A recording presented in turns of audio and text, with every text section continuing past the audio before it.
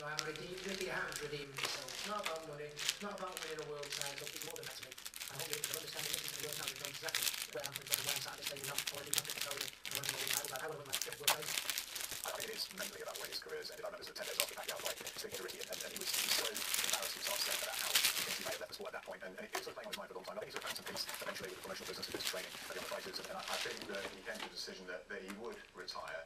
But obviously he's got the itch again, he's got himself back into shape, and the Pacquiao thing's probably still playing in his mind, and he believes that